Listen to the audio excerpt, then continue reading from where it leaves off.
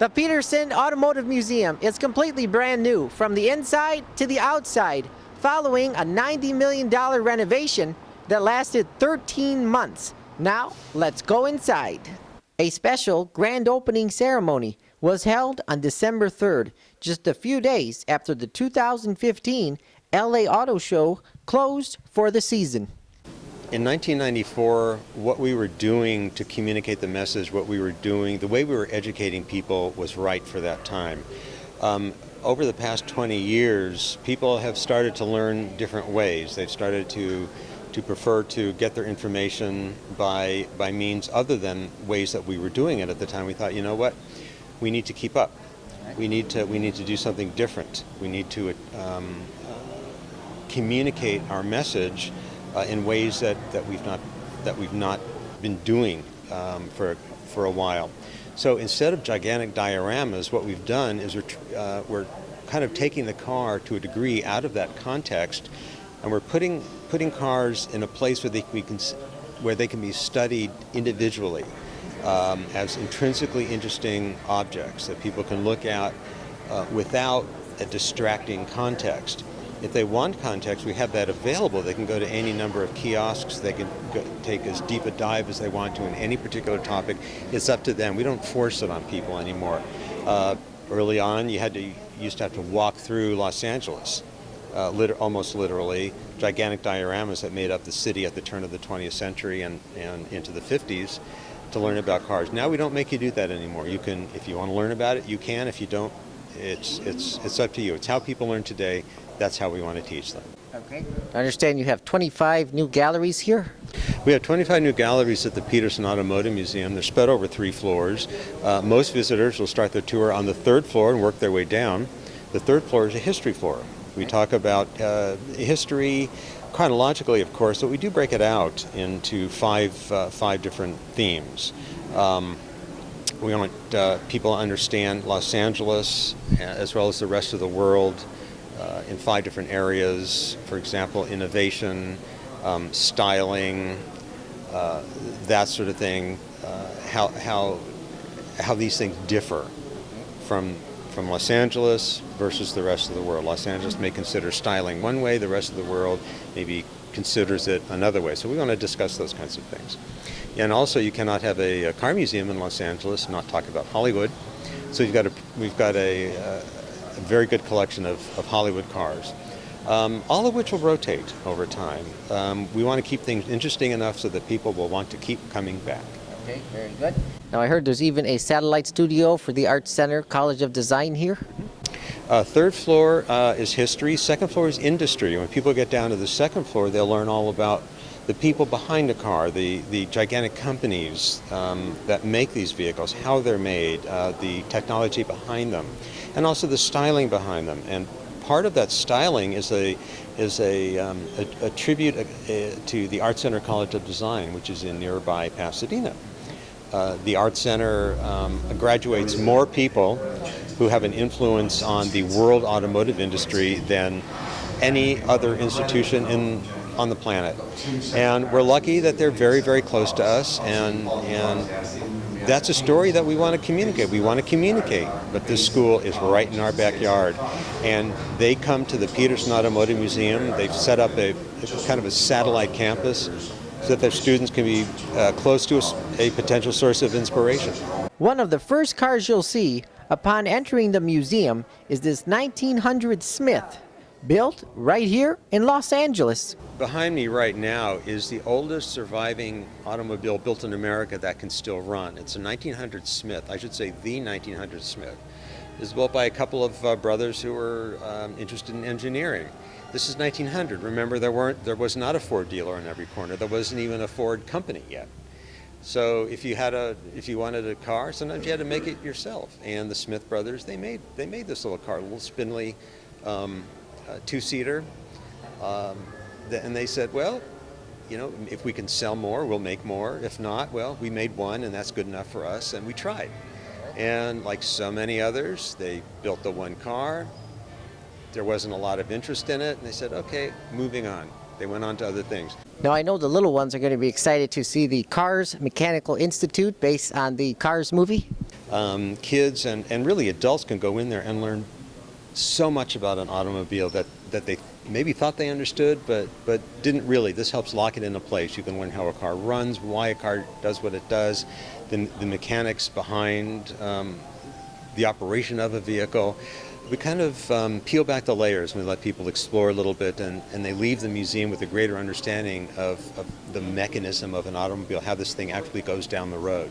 All right. Now I see there's a lot of cars here, but there's also motorcycles mixed in. Petersen Museum considers two-wheel vehicles just as important to the Los Angeles motoring landscape as four-wheel vehicles, and we want to call out motorcycles, and we want to speak to them. We want to speak to their popularity. There's great motorcycle riding roads around Los Angeles.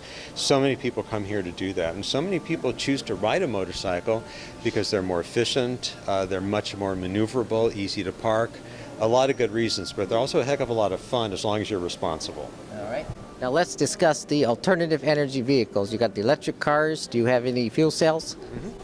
We also have an alternative power gallery, and we have 4 cars that are featured right now. We have the world's first compressed natural gas vehicle, 1939 Fiat that we got from Italy. We have a very, very early gas-electric hybrid built during the teens up in Canada. We have an early battery electric car, the Detroit Electric, built in 1915, our example. And we have the world's first fuel cell electric vehicle, the 1966 General Motors Electrovan, that we borrowed from the General Motors corporate collection in Detroit. As you stated, the Detroit Electric came out in around 1915. Now, why did they decide to go back to gas, fuel cars? Well, the Detroit Electric, actually electric cars were more popular at the turn of the 20th century than any other kind of automobile. They were cleaner, they were easy to start, they were quiet, they were easier to maintain. Gasoline won the day because it's more energy dense. It's easy to refuel. The gasoline engine is an approachable science. You can look at it, you can understand what makes it work, and there are plenty of people out there who can fix it.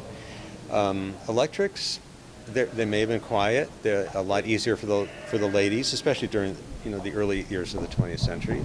Easier for the ladies to drive, but they couldn't go very far.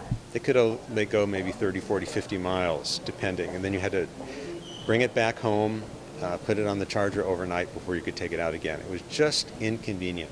Gasoline cars offered a much greater convenience, and that's why gasoline is still so popular even today, although that may very well soon change. All right. The only thing we did not touch on yet is the autonomous cars, the ones that drive themselves. Do you think those are going to take off? Well, I'm not sure how well autonomous cars are going to do. My hunch is that they'll be embraced. How widely and how soon is really anybody's guess, because it'll be up to the public. We decide what Detroit's going to build for us. But I have a feeling that there are enough people out there who just wouldn't mind getting into a car, sitting back, going on their iPads and doing a little work on their way to wherever it is they're going. All right. And is there anything in the museum here that touches on the autonomous cars? We talk about autonomy in vehicles. We don't have an autonomous car because there's simply none available to us. But we have been doing some digging into the subject, and we know that as far back as the 40s and 50s, there have been a movement towards autonomous driving. A lot of people thought that maybe we would bury a magnetic wire in the road, or maybe we would have some mechanical link to the side of a road that you could latch onto with your car. But there have been lots of different kinds of thought. All right. Now, the exterior of the building is pretty striking.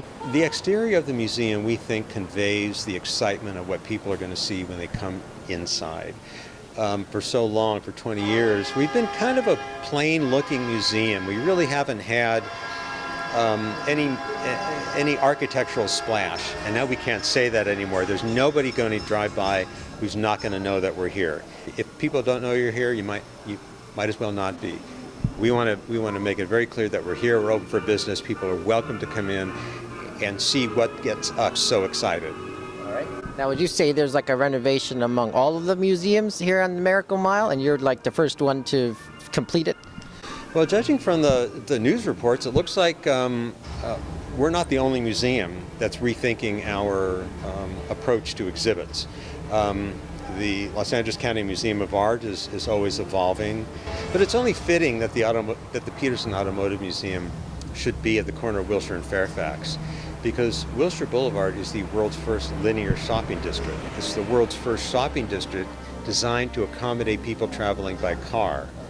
It begins right here where we are at the corner of Fairfax and goes all the way to La Brea. All right. So not only do we anchor the Museum Row, we also anchor Miracle Mile, a stretch of road built around the car. Okay. Now, I understand it costs $90 million for the renovation. Was that mainly donations, or how did that go about?